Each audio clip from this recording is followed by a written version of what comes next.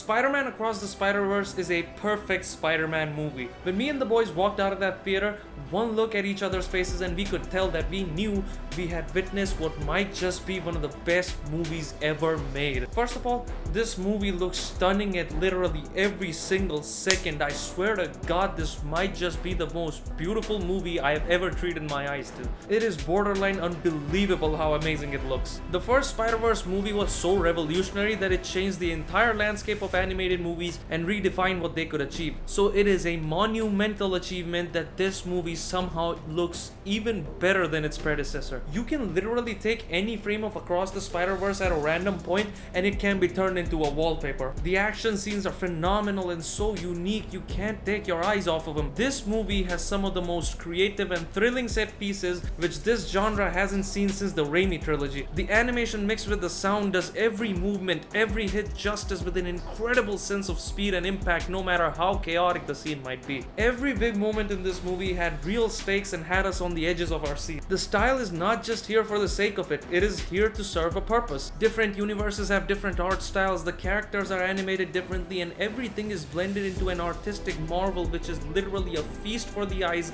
from the beginning to the end. Visually, this movie is just jaw-dropping, and I don't have the words to properly describe how much character, creativity, and care just oozes out of every frame of this movie. And it is helped even more by how good the music score is.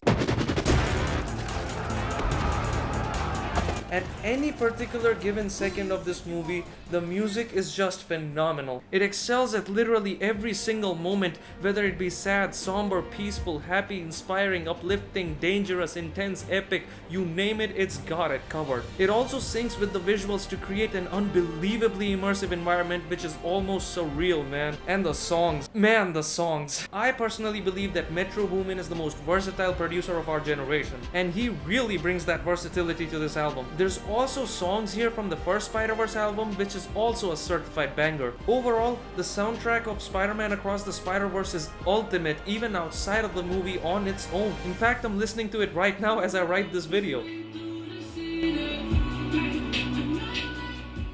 Since the scale here is much larger than Into the Spider-Verse, my biggest concern with this movie was that it's not gonna feel as focused or as tightly constructed as its predecessor. So I was absolutely blown away by how much this movie has to do and how it still does it with so much grace. Of course, there's the whole multiverse thing happening with all these different Spider-Man, but the movie never feels like it's not Miles' story. It never stops feeling personal. In fact, this movie uses that big threat to make the story even more personal. There is a huge emphasis on Gwen and her personal life in this movie as well. Her relationship with Miles evolves, it progresses, and is handled with so much care you can't help but root for them to be together. Peter B. Parker is as adorable as ever and is now a real father, which is just so fun to watch. Spot is such an obscure villain who I first got introduced to through Spider-Man the Animated Series. His evolution in this movie from being just a silly goofy goober to an actually substantial threat is just chef's kiss, man. Miles' parents are some of the best written characters in this genre. My favorite scene in this entire movie is not some big bombastic action set piece. It is a simple conversation Miles has with his mother which almost got me to tear up, man. That's the true magic here, bro. Real conversation. Yes, the movie does have cameos and all, but it doesn't really depend on them, and furthermore, even the cameos add to the story. This movie understands Spider-Man to the absolute core. Even with such a huge scale,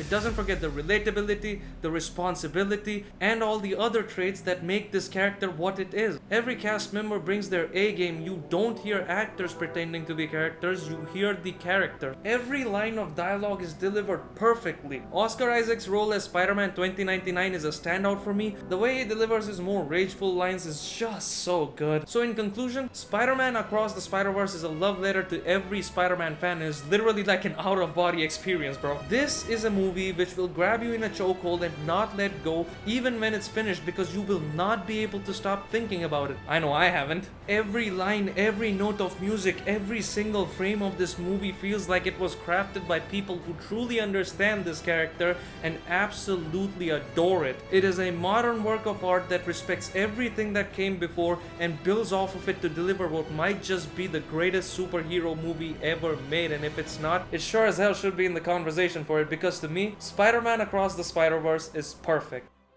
Except for this stupid bullshit.